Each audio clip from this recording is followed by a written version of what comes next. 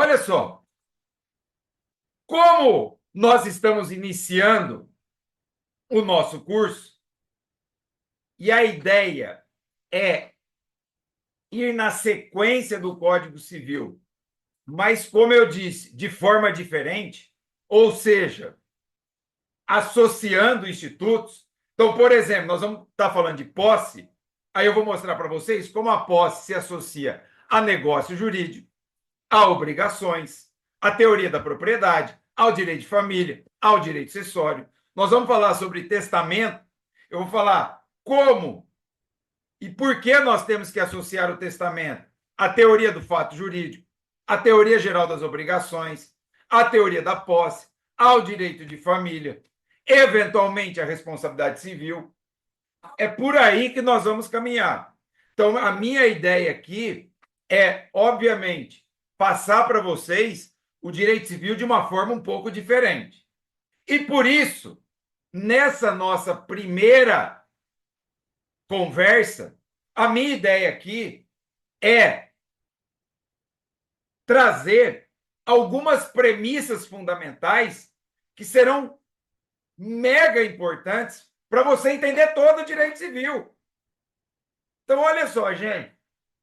Eu quero entender o direito civil. Então, você vai partir dessas 5 premissas que eu estou sugerindo aqui. A partir disso, você consegue, logicamente, com conhecimento, entender o direito civil e saber a trabalhar com os institutos, principalmente de forma associada. E essas premissas serão necessárias para análise, compreensão, aplicação e interpretação de todos os institutos. Porque todo direito civil é desdobramento lógico dessas premissas que eu vou trazer para vocês aqui. Então, por exemplo, premissa 1. Nós, para entendermos o direito civil e o Código Civil, nós temos que, primeiro, saber quais são os paradigmas do direito civil clássico e do direito civil contemporâneo. Aí você vai dizer assim para mim, pô, mas nós não deveríamos apenas focar nos paradigmas do direito civil contemporâneo? Em tese, sim. Só que o nosso Código Civil ainda retrata aí muito o direito civil clássico. Então, você tem que saber os paradigmas do direito civil clássico para compreender o Código Civil e saber fazer essa transição entre o direito civil clássico e o direito civil contemporâneo. Porque você vai conseguir, por exemplo, a partir dessa ideia, dessa primeira premissa, identificar uma situação específica que retrata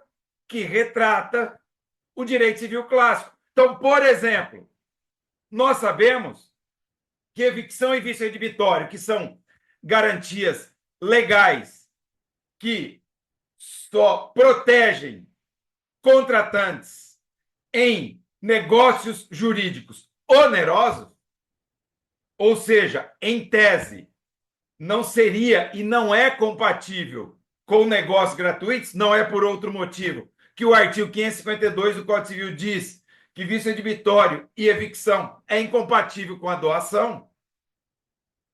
Mas nós vamos ver que no mesmo artigo, o doador responde pela evicção na doação própria núpcias. Ou seja, na doação que visa ou se dá em função de um casamento. Isso só se compreende se você consegue entender que nesse dispositivo, ou seja, a responsabilidade pela evicção do doador nesse caso, só tem sentido numa perspectiva clássica e tradicional de família.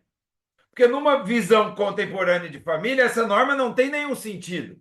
Então, o que eu estou querendo dizer para vocês, isso só foi um exemplo, de como isso é importante para a compreensão do sistema. Primeira premissa, então, entender quais são esses paradigmas. No caso do direito civil clássico, nós temos como paradigmas uma perspectiva positivista, uma análise meramente estrutural dos institutos. Então, numa análise clássica, para entender direito civil, basta você saber os elementos que constituem a estrutura de um instituto. Você não busca entender qual é o objetivo, qual é a finalidade, para que serve. Ou seja, numa perspectiva clássica, para que eu seja proprietário, basta que eu tenha um título. Para que eu seja titular de um crédito, basta que eu entenda ou verifique se estão presentes os elementos que constituem uma obrigação. Sujeito, objeto e vínculo são os elementos constitutivos de uma obrigação. Agora, obviamente, isso é necessário, mas não é suficiente para entender o direito civil contemporâneo. Porque no direito civil contemporâneo, nós teríamos que verificar se o instituto, se a situação jurídica específica está conciliada com o interesse da coletividade. Qual é a função, qual é o objetivo, quais são os interesses concretos em jogo. Aquele instituto e aquela situação jurídica é compatível com valores sociais constitucionais que são paradigmas do direito civil contemporâneo? Eu não estou dizendo, nós vamos falar isso depois, que o direito civil ele deve uma obediência cega à Constituição Federal. Não é isso. Mas, obviamente, valores constitucionais são parâmetros hermenêuticos do direito civil contemporâneo. Ele deve ser, ou melhor, os institutos de direito civil devem ser analisados e interpretados de acordo com esses valores constitucionais, que conferem substância e legitimidade para todos os institutos de direito civil. Então, por exemplo, quando a gente trabalha com essa primeira premissa, e eu só estou tratando aqui de uma ideia geral, para você entender qual é a minha proposta.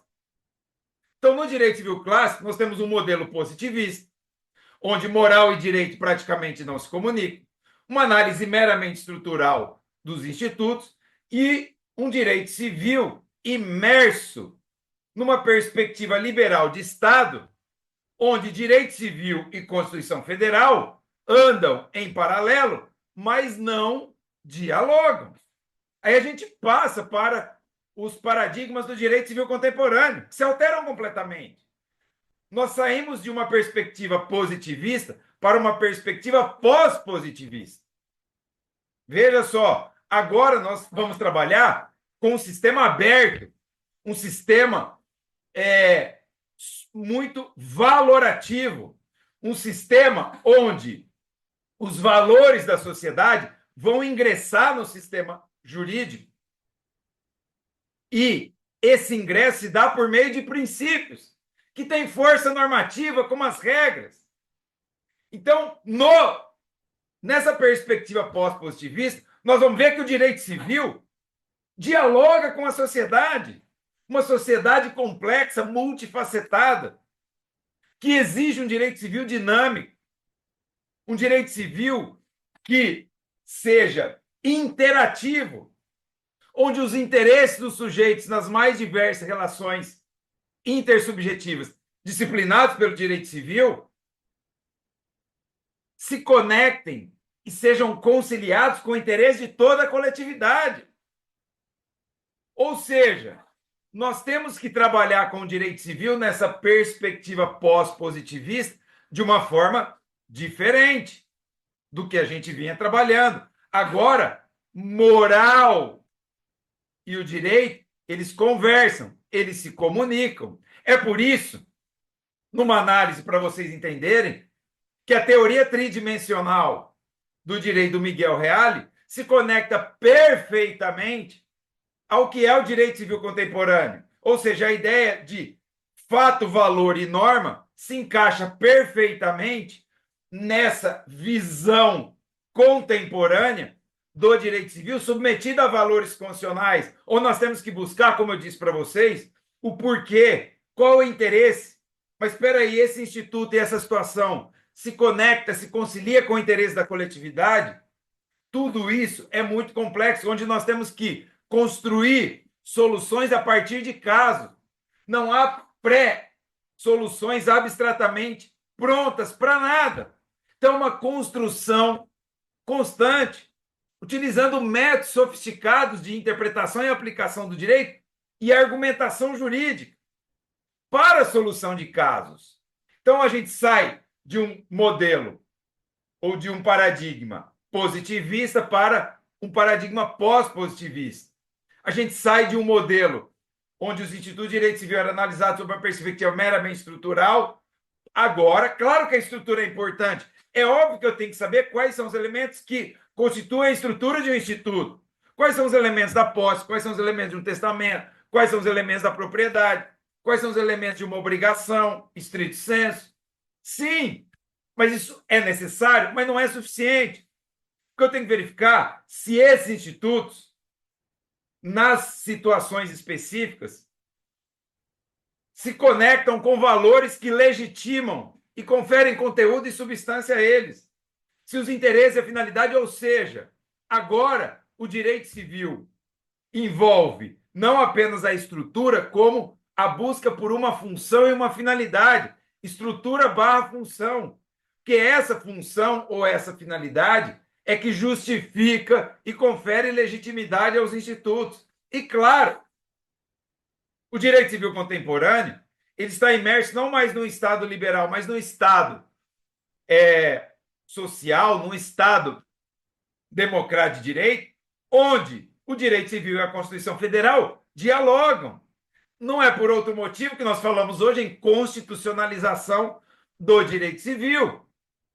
Claro que nós sabemos que há algumas tendências civilistas para reduzir o impacto dessa constitucionalização, como, por exemplo, o movimento de recivilização. O que é a recivilização? Para que vocês entendam, a recivilização nada mais é do que um movimento que busca entender o direito civil, vamos dizer assim, como um instituto autônomo que deve resolver os seus próprios problemas e que dialoga com a Constituição Federal quando o próprio direito civil não conseguir encontrar respostas para determinadas situações. Primeiro, de acordo com esse movimento de recivilização, nós temos que encontrar as soluções dentro do sistema civil. Não sendo possível, nós vamos buscar essa solução ou vamos buscar amparo em valores e princípios constitucionais. Já a constitucionalização, que é um movimento que prevalece hoje, ele tem um sentido um pouco mais, vamos dizer assim, diferente, porque ele conecta o direito civil com a Constituição Federal de uma forma muito mais intensa. Ou seja, a ideia da relação entre o direito civil e a Constituição não é de mero diálogo, mas de interação. Ou seja, os institutos de direito civil devem ser interpretados, analisados de acordo com valores constitucionais. O que eu estou querendo dizer para vocês é que, obviamente, esses paradigmas é que vão determinar o que é o direito civil na atualidade. Então, nós temos que saber os paradigmas do direito civil clássico, os paradigmas do direito civil contemporâneo, para entender o direito civil.